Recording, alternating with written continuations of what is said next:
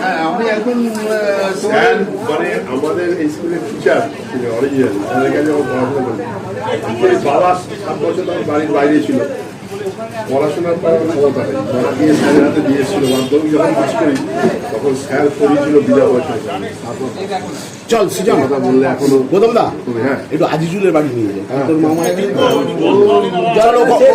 তোর ফটোটাও তুলে দেবো ভান্ডার শেষ 70-এর দশকে অনুষ্ঠান তখন হয়ে যাবে। তখন হচ্ছে কংগ্রেস ছিল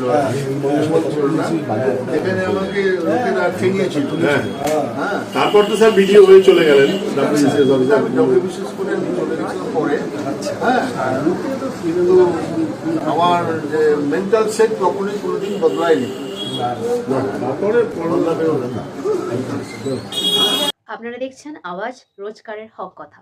for more updates about Awaaz please subscribe our YouTube channel Rajshekhar thali.